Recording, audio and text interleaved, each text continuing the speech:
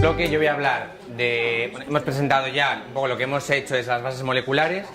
Yo voy a presentar, hemos hecho esto, ¿qué vamos a hacer ahora? ¿Qué proyectos tenemos en marcha? Antes de esto quiero resaltar lo que es un poco lo obvio, y es que llevamos trabajando, como ya hemos visto, en síndrome de Rett muchísimos años. Contamos, bueno, desde el principio en síndrome de Rett. Se lleva investigando muchísimos años. Pero hemos tenido la fortuna en los últimos años hacer un salto cualitativo y cuantitativo. Es decir, hemos pasado de ir con lo que podíamos, con una línea, con lo que podíamos, ir haciendo poco a poco, a de repente hacer mucho, hacer todo lo que podemos. Y esto es gracias a vuestro apoyo, gracias a las becas competitivas que empezamos a ir consiguiendo, que es un reconocimiento público de nuestro trabajo, en competencia con el resto de investigadores. Es gracias a vuestro apoyo y en concreto gracias a mi Princesa Rett y Retando, que han financiado todos los proyectos que voy a presentar ahora y el que acaba de presentar Clara.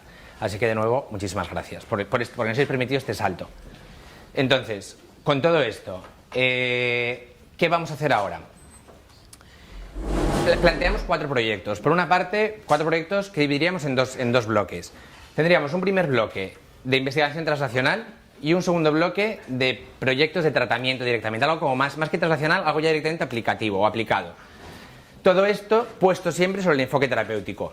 Como hemos presentado antes en lo que se presentó en Roma y qué se está haciendo en general, nosotros nos tenemos que diferenciar de los laboratorios de investigación básica en cuanto a que nosotros somos investigación clínica. Nosotros tenemos que centrarnos en la terapia. Es crucial saber cómo funciona MECP2, es crucial saber la estructura del gen, la estructura de la proteína, es muy importante. Pero no es nuestro trabajo, lo tienen que hacer otros investigadores. Nosotros tenemos que nutrirnos de lo suyo para intentar aplicar la terapia. Y lo que tampoco podemos es ir 4 por 3 calles. Es decir, si ya hay gente muy buena haciendo algo en otro lado, no vamos a meternos ahí si no podemos aportar. Vamos a centrarnos en lo que mejor sabemos hacer. Con esto, vamos a lo que sabemos hacer, que es genética y neuromodular. Vamos a investigar 2 proyectos de investigación translacional. Por una parte, sería el proyecto de continuación de lo que acaba de contar Clara, es decir, hemos definido una nueva diana, esto se ha mandado a publicar, la comunidad científica en cuanto salga, que será, esperamos, en los próximos meses, ya no depende de nosotros, sabrá que hay una relación directa, lo que ha contado entre MECP2 y el receptor de GABA, y por ahí se puede seguir investigando. Clara, durante su proyecto de tesis, va a seguir investigando todo el resto de mapeado de toda la vía GABAérgica mediante este tipo de técnicas y algunas complementarias para tener un mapa general de cómo está la neurotransmisión GABAérgica en síndrome de Rett. De cada elemento, de los 109 elementos que componen esta ruta, cómo está cada uno de ellos. Y por otra parte, vamos a buscar directamente con lo que ya sabemos, que es que hay una variación en este receptor, vamos a buscar moléculas que puedan funcionar activando o inactivando este.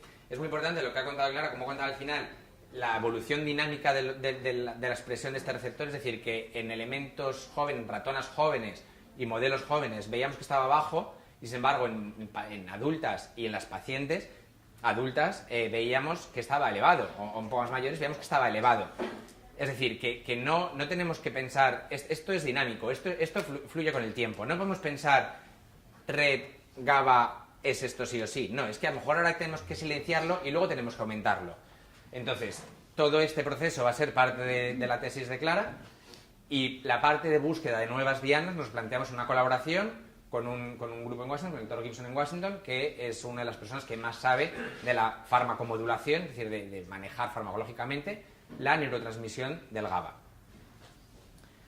Por otra parte, planteamos otro proyecto que sería la llevada, o planteamos un germen de proyecto que sea la llevada de material genético al cerebro, que es algo complementario a la terapia génica. No es terapia génica como tal, porque no pretendemos editarlo, no pretendemos tampoco reactivarlo, sino que pensamos que a lo mejor puede haber una opción de llevar un material genético nuevo al cerebro, sería el RNA, es decir, la expresión del gen, el resultado de la expresión del gen en el cerebro. Pero esto es un proyecto muy básico todavía, que todavía está en gestación, con lo que tampoco vamos a andar todavía más en este. Quizá para la próxima reunión podemos comentar lo que hayamos avanzado. Y 2 proyectos enfocados al tratamiento. Uno que incide sobre la mitocondria y otro sería una dieta neuroprotectora. Bueno, esto es lo que ha contado Clara, tampoco hace falta que andemos más, que se va a complementar con los modelos igual de creciente complejidad, que va a ser su tesis, ya vemos en Washington. El otro, todo esto ya lo he pasado antes. El otro es una colaboración que nos planteamos quizá con el Instituto de Investigación Biomédica de Barcelona, y el proyecto de tratamiento, que es el primero de los 2 de tratamiento, que va sobre la actividad mitocondrial. ¿Por qué nos importa esto? Bueno, este proyecto, lo primero que quiero resaltar es que es un proyecto que optamos en su momento, hace unos meses, a una beca competitiva y una beca en concreto muy competitiva del Ministerio, y que el Ministerio financiaba un 80% y el 20% restante tenía que venir de otro lado, que en este caso vino de Mi Princesa Red. ¿En qué consiste este proyecto? Habíamos comentado hasta ahora que tenemos 4 elementos que nos interesan en síndrome de Rett, o que pensamos que pueden ser claves, que son una disfunción bioenergética, es decir, una falta de la buena gestión de la energía en las neuronas, un proceso de neuroinflamación. La neuroinflamación no significa que esté inflamado, es decir, no es como cuando se te inflama una muela, ¿no? Es decir, se refiere que hay un proceso de señalización, un montón de señales que están diciendo que ahí está yendo algo mal, que hay daño y por el cual tienes que actuar. Y un problema de maduración neuronal. Bueno, pues nos encontramos con un fármaco, una empresa farmacológica, una farma, que nos dijo que tenían un fármaco que podía actuar sobre estos 3 elementos. Y dijimos, bueno, pues vamos a probarlo. ¿Cómo lo vamos a probar? Pues lo mismo. Vamos a hacer un poco el mismo racional que ha contado Clara, que hemos seguido para esto, para su proyecto. Vamos a ir de sistemas más simples, con el manejo sea más fácil y puedas hacer un cribado más amplio, a ir comprometiendo a sistemas más complejos, pero más informativos. Vamos a empezar primero en fibroblastos de pacientes. Los fibroblastos son células de la piel que posiblemente a muchas de vuestras hijas hayan hecho una biopsia para tenerlo, que son informativas. Es un modelo limitado, porque el fibroblasto como modelo de investigación, bueno, tiene una serie de limitaciones por cómo funciona esa célula, pero es muy útil porque es una primera ventana a un entorno natural de déficit de MP2. Entonces vamos a empezar a probar en fibroblastos. Luego vamos a pasar estos fibroblastos, los vamos a hacer células madre, y esas células madre las vamos a convertir en neurona. Vamos a probar una serie de parámetros en estas neuronas. Estas neuronas ya son una ventana a lo que sería un entorno, una célula neuronal directamente de la paciente. Y luego vamos a terminar probándolo en los ratones que ya tenemos. La mitocondria, ¿qué hace? ¿Cómo hemos planteado al principio? Este proyecto es un proyecto a 2 años. ¿Cómo funciona la mitocondria? La mitocondria lo que hace es, coge energía, respira, respira es un proceso de reacciones que coge un derivado de la glucosa, del azúcar, y genera energía, una moneda energética que la célula utiliza. El problema de esto se llama ATP. Para esto consume oxígeno. El problema de esto es que en todo este proceso, que es una cosa natural que ocurre, se genera especies reactivas de oxígeno, es decir, se genera un potencial daño.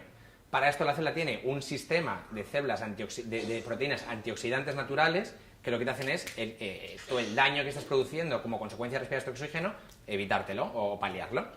Y además la mitocondria es un elemento, un orgánulo muy dinámico que se agrupa, se elonga, se fracciona según la necesidad. Entonces hemos planteado una batería de pruebas bastante ambiciosa para hacer un perfilado de cómo están estas mitocondrias. Es decir, vamos a estudiar cómo están estas mitocondrias en síndrome de Rett. Este proyecto empezamos en octubre, en agosto, septiembre empezó, octubre despegó. Y de momento, de toda la batería que hemos hecho, toda esta parte ya está hecha en condiciones basales, esto ya está hecho en basales, esto ya está hecho en basales. Nos falta un par de puntos solo. En cuanto tengamos todo este perfilado, empezaremos a probar. Cuando tienes un fármaco tienes que también encontrar en tus sistemas de estudio a qué concentración, qué tiempos, todo para cuándo es efectivo. Vamos a empezar a probar en qué situación podemos hacer este fármaco efectivo en fibroblastos, y cuando tengamos esto nos vamos a ir a la neurona, a estas células madre de la neurona. En estas neuronas vamos a analizar los elementos que más alterados hayamos visto. Todos estos elementos no están descritos en síndrome de Rett, es decir, solo la descripción en un estado basal ya es mucho. O sea, bueno, ya es mucho, no, ya es algo. Vamos a ir a la neurona a describir cuáles están afectados y cómo podemos tratarlos con esto. Vamos a hacer todo un estudio de inflamación en estas neuronas, que es un modelo para estudiar la información, y vamos a irnos luego a probarlo en los ratones. Es un proyecto con un recorrido para un par de años, lo que dura el proyecto. Como en todos los proyectos, puede funcionar o no. Nosotros esperamos que sí, por eso lo intentamos, pero tampoco puede ser una promesa al aire, ¿no? Es decir, hay un racional por el cual pensamos que puede actuar y nos toca durante estos 2 años demostrar si actúa o no actúa. Y el último proyecto enfocado al tratamiento sería una dieta neuroprotectora. Esto ya lo hemos empezado a hacer. Estas son las jaulas en las que están los ratones que los tenemos ahora mismo. En cada jaula hay unos 5 ratones, y este proyecto está ya financiado íntegramente por Mi Princesa Rett. Estos son 2 ratones. Este sería el ratón sano y este que se ve detrás es el ratón red de un mes. Que esto es un macho, que se puede ver. Me gusta esta foto porque sale un poquito distorsionado. Podéis ver que es mucho más pequeño, que está como encogido, un poco jorobado, con las patitas hacia afuera. En realidad sale un poco distorsionado porque está en un continuo temblor. Es decir, es un modelo muy potente del síndrome de Rett. Tenemos 2 ratones y queremos probar. Esto es el informe de evaluación de qué consiste el proyecto. Y básicamente lo que queremos es probar una dieta con más de 30 compuestos, que es lo que se indica aquí, con más de 30 compuestos, que por cómo funciona, porque se sabe que son compuestos naturales que pensamos que pueden tener un efecto beneficioso y neuroprotector en síndrome de Rett. Es decir, si sabemos que hay falta de energía, compuestos que le den energía. Sabemos que hay daño oxidativo, compuestos que le den antioxidantes que le puedan ayudar a evitar ese daño oxidativo. Si sabemos que hay... Bueno, pues hay un problema de modulación neuronal, elementos que puedan ayudar a las membranas a formarse bien. Una serie de elementos naturales que puedan funcionar. ¿Tiempos que controlamos en esto? El ensayo, los machos, como veis, bueno, este ratón de hecho, al día después de hacer la foto ya falleció porque los ratones macho, red, viven un mes. Las hembras viven más tiempo, como ha comentado Clara, los 5 primeros meses no son como medio normales. Y a los 6 meses cuando se consideran un buen modelo de la enfermedad. Entonces vamos a hacer una primera prueba en los machos para 2 meses, que va a ser más unos resultados internos para empezar a probar cómo funciona, qué podemos esperar, qué no, cómo manejamos la técnica, y prolongar el tratamiento en las hembras durante unos 6 meses. Es decir, esto es un proyecto, así como el otro era 2 años, pensamos que en algo menos de 2 años podemos empezar a tener unos resultados, y lo bueno que tiene este proyecto es que lo que busca es una prueba de concepto. Son compuestos naturales que en cuanto tengamos la prueba de concepto de que esto efectivamente puede funcionar, podemos dar el siguiente paso, que es empezar ya a administrarlo, plantear cómo sería la administración. Entonces este es el segundo proyecto, que está íntegramente financiado por Mi Princesa Red. Con esto estamos llevando 4 proyectos por nuestra parte, resumiéndolo mucho, 2 de investigación translacional que son a un medio recorrido, un tiempo medio largo, que son de investigación básica, con un enfoque clínico, es decir, que es perfilar la sinapsis GABAérgica, cómo está esta neurona, investigar si podemos mandar material genético al cerebro por una vía un poco más viable, valga la redundancia, y 2 proyectos enfocados directamente al tratamiento, uno de un fármaco que actuaría sobre elementos que hemos visto. ¿Por qué decimos que el elemento es importante? Porque si recordáis, cuando estuvimos en Roma, había varios investigadores que estaban tratando también sobre fármacos que actuaban sobre la mitocondria y fármacos neuromoduladores. Es decir, estamos proponiendo proyectos totalmente innovadores, completamente nuevos, pero en sintonía con lo que la gente está viendo que es por donde se puede atacar. Es decir, estamos yendo un poco acorde con la comunidad. Y el segundo, que sea la dieta neuroprotectora, que esperamos que un año, un poco más, poder empezar a tener resultados que comunicaros. Y por nuestra parte, un poco más. Si tenéis preguntas de cualquiera de lo que hemos hecho, pues ahora.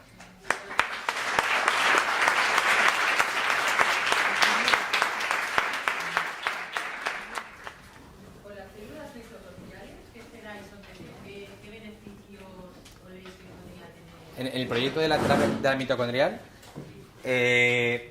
claro, el impacto clínico de esto es un poco difícil de medir. Sobre todo porque hay una parte que dices, bueno, pues puede ser a lo mejor similar a la dieta cetogénica, en cuanto que la dieta cetogénica también actúa sobre la mitocondria, por ejemplo. Entonces, a lo mejor hay parte que puede ser similar. Hay otra parte de unos ensayos que se hicieron con un fármaco que iba contra un receptor de serotonina, bueno, otro elemento mitocondrial, que lo han probado en ratones y están viendo mejoras generales en el comportamiento, en aptitud, en supervivencia. Por eso hacemos también el ensayo en ratones, ¿no? Porque hay una parte de esto que pensamos que es un elemento que está alterado, pero que no hay todavía un modelo que diga es que esto está alterado y está... O sea, no hay una relación todavía directa en que como la mitocondria está mal, la niña tiene estereotipias. Hay algunos elementos que sí que saben que pueden ir por ahí, pero no hay una relación, no hay una lista que digas, bueno, esto y esto me va a producir esto. En este caso, pensamos que puede generar una mejoría general y estamos un poco abiertos a ver qué puede ocurrir. Por eso es crucial también el ensayo en ratones, porque te da una pista de por dónde puede ir. Pero en realidad luego te puedes dar cualquier sorpresa. Bueno, la cuantificación es un poco complicada, pero mira, te cuento, voy a hacer lo contrario. En vez de cuánto nos falta, cuánto dinero hay ahora mismo invertido en lo que está ya en marcha, ¿vale? Por ejemplo, el proyecto Retos es un proyecto a 2 años, el que es el de la terapia, el del fármaco que da sobre la mitocondria, y nos han dado una dotación de 130.000 euros desde el Ministerio. Los ratones, por ejemplo, compramos 10 ratones. La cría de los ratones es bastante complicada porque estas ratonas les cuesta mucho, son muy malas madres. Claro, porque bueno, son muy malas madres en cuanto a que no amamantan a las crías cuando nacen, entonces es muy complicado. Tienes que estar metiendo a las crías con una hembra nodriza que se ocupa de amamantarlas, tienes que pillarlas 2 horas después del parto, con lo que tienes que estar pendiente de cuándo va a parir la ratona para cogerlas, o sea, es bastante más complicado de lo que parece. Entonces, esos ratones, por ejemplo, compramos 10 ratonas, bueno, 10 parejas reproductoras y fueron 5.000 euros. El mantenimiento de las jaulas que habéis visto, la estantería de metal del Leroy Merlin con las jaulas, son 1.000 euros al mes. Cada jaula. Cada estantería, más o menos, va el rack, sí. La estantería no, la estantería son toda la colonia, todo lo que tenemos ahora mismo. Sí, ahora tenemos 10 jaulas, bueno, ahora ya tenemos más, porque tenemos las crías, pero de media son unos 1.000 euros al mes. Los compuestos de la dieta han sido pues unos 2.000-3.000 euros, más otro tanto, es decir, ¿cuánto nos falta? ¿Qué te digo? ¿Qué te digo? Pues es que más que cuánto nos falta es con lo que haya vamos a hacer. Esto está en marcha y esto no se para. Con lo que tengamos haremos. Si podemos hacer más o más rápido, pues haremos más y más rápido. Si hay que apretar en otros puntos, pues apretaremos en otros puntos.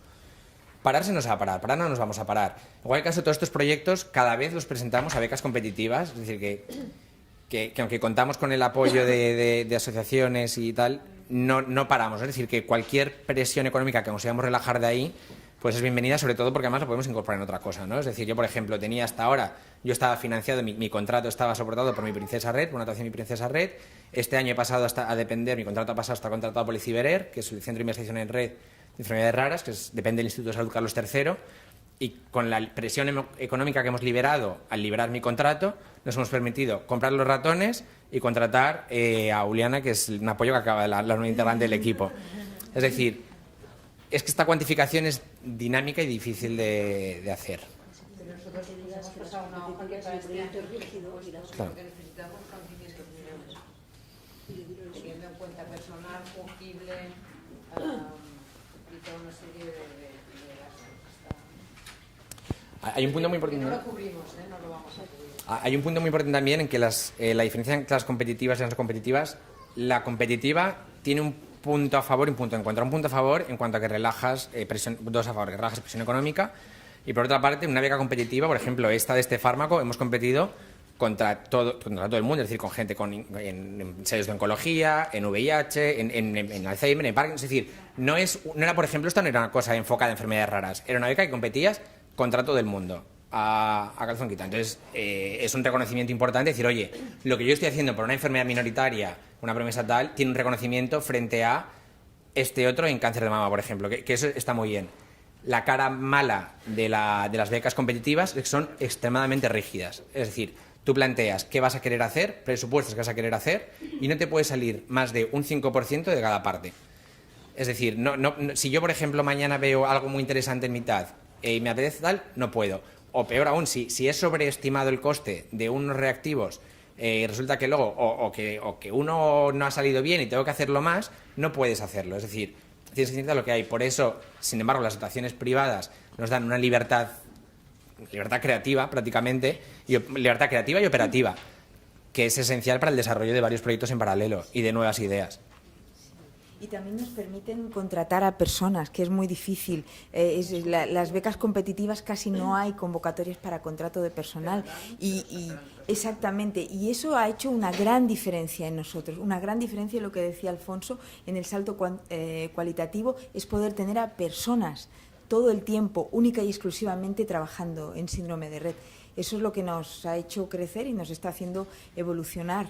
Parte del gobierno de la Generalitat, ¿qué aportación hace al hospital? ¿Lo hace general y luego el hospital lo distribuye en función de los para cáncer, para el REC, para otras cosas, o no hay ninguna? No, la Generalitat, lo que es el CatSalut, lo que es la Consellería de Salud, es la asistencia pública que existe pues para... Es simplemente una de las visitas médicas, no, pero a nivel de investigación no. Sí es verdad que hay convocatorias que son más locales y así, pero no son, vamos, tienen una aportación mínima prácticamente, muy, muy pequeñita, como el Agaur son las becas de las más pobres que puede tener acceso uno nunca en la vida, vamos. No, lo digo de verdad, son becas que realmente dices, bueno, ¿qué hacemos con esto? ¿Qué hacemos? Nada. De laboratorios para enfermedades raras también. No te aportan prácticamente, desde luego no te ayudan, no ayudan. Pero de la clínica red esta que vais a formar en San Juan de Dios, ¿se puede acceder cualquier niña de España red? Eso es lo que pretendemos, porque una vez te acreditas como centro de referencia, y es un centro de referencia oficial, reconocido en España, se puede derivar de centro a centro y de diferentes comunidades. Entonces, creando esto precisamente es, digamos, una excusa, entre comillas, ¿no? O la justificación para que sí, que puedan ser todas las niñas atendidas. Todavía no. Primero tenemos que acreditarlo como centro, anunciar. Exactamente. Luego también depende ya de la comunidad vuestra y de vuestro médico el que diga, bueno, pues lo vamos a derivar porque se puede ofrecer algo diferente a lo que os ofrecen en vuestra comunidad. Eso ya se puede hacer. Ahora, luego cuando ya se acredite más oficialmente como una clínica red, como un centro muy ultra especializado, tal, entonces ya... vais a mirar todas las patologías o esto aquí, pues, más especiales. Pero es importante tener la seguridad social o también puedes acceder a nivel local. Aquí, en San Joan de Déu es un hospital de financiación concertada, con lo que también hay una parte privada, cosa que en otros hospitales no se puede abrir un consultorio privado. Aquí sí, aquí hay el Institut Pediàtric, que se llama, en el cual también se puede acudir por la vía privada. Pero nuestro objetivo principal es que sea público, ¿no? Nosotros somos pro asistencia pública totalmente y lo que queremos es que haya una asistencia universal, pública, gratuita para todo el mundo, ¿no? Pero sí, también existe esa vía también en San Joan de Déu. Sí. ¿Las niñas adultas podrán asistir a esta nueva clínica? Esa es una pregunta buenísima. Claro, nosotros somos un hospital pediátrico y entonces ha hablado la doctora Pineda de todo el proceso de transición. Normalmente nosotros cuando las pacientes llegan a la edad adulta se tienen que trasladar a otro lugar. Otra cosa no sabemos es si se crea esto con una, digamos, personalidad muy fuerte y tal, si a lo mejor podemos incorporar algún neurólogo de adultos o si podemos luego también ofrecer esto a las pacientes adultas. Estaría muy bien, la verdad, pero eso no lo sabemos, porque eso ya no depende de nosotros. Prácticamente tienen las características son muy similares, la diferencia es la edad. Sí. Entonces, claro, las pequeñitas muy bien porque tienen futuro, pero los problemas son de las adultas, Sí. que es que se les va cerrando poco a poco todo. Y los estudios tampoco, hasta que se están incluyendo las niñas adultas en todos estos estudios. Tienes razón, Entonces, claro, tienes toda la razón. tenemos niños Tienes toda la razón. adultos, niñas adultas, Claro, también nos gusta sí. que Tienes... piensen un poquito en ellas, porque también antes han sido pequeñitas que a lo mejor han ayudado cuando eran chiquititas a hacer todos esos Claro. estudios que ahora ya han quedado atrás por los estudios nuevos que han habido. Entonces, Seguro. No, desde luego no hay que dejarlas. No, sería ideal, la verdad, si pudiéramos hacerle una continuidad también. Pero eso ya depende de unos factores que se escapan mucho de nuestra voluntad. Ahí está. ¿Y qué previsión hay para llegar a estructurar o formalizar esta clínica? Esto ahora hemos de hablar un poco con lo que son los directivos del hospital y darle forma. Entonces esto normalmente pues es una serie de reuniones. Ya tenemos una primera reunión convocada. Ahora, antes de Navidades hay una primera reunión para hacer una unidad funcional, que sería como la clínica. Exacto. Y luego lo importante es, habiendo creado esto, a poder llegar al ministerio, o sea, ser un CESUR, un centro, CESUR, Centro de Salud, Unidad de Referencia. Exacto, es... No, nosotros seremos de hecho, proactivos. yo creo que para conseguir CESUR, no creo que, ves que con todos los años de experiencia que hay clínica, yo creo que no habrá dificultades. Pero ahora con la sanidad compartimentada es difícil. Pero del fármaco que hablabas, o sea, realmente uno que está más enfocado a día de hoy no se sabe. Cuando conducta, epilepsia, respiración. Eso le pasa, es que en realidad hemos hecho un poco el ejercicio contrario. En vez de ir del síntoma a tratar el síntoma, hasta ahora muchas de las terapias que están en fase 2 tal, son muchas veces reposicionamiento de fármacos que se sabía que actuaban tal y que puede actuar directamente sobre las apneas, sobre tal. Nosotros no estamos yendo del síntoma al fármaco, estamos yendo de la base molecular al fármaco. También pensamos que si la base molecular, cada base molecular explica varios, no sabemos cuáles, pero cada base molecular puede explicar varios de los síntomas. Y es la conjunción de todas la que explica al final la totalidad. Pensamos que yendo desde abajo arriba podemos abarcar más que probando el síntoma directamente. Entonces no estamos buscando un fármaco para evitar las apneas. Sabemos que hay una disfunción mitocondrial y una neuroinflamación, vamos a tratarlo. Y con esto a lo mejor nos quitamos, y digo al azar, apneas y estereotipias, por ejemplo. No lo sabemos. Un poco va como el contrario el ejercicio. ¿Es un fármaco o es una molécula? Es un fármaco. O sea, ya ha pasado pruebas de seguridad y todo esto. Abordando los RNA, ¿sería más fácil modular la expresión del gen? ¿Creéis que si empezáis desde abajo modulando lo más básico se podría llegar a modular el gen?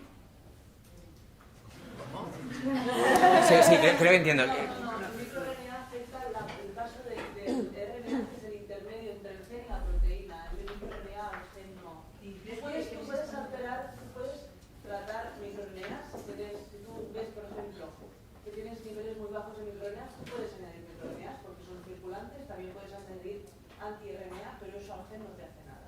Te actúa a nivel de proteína, que es la función progen bastante.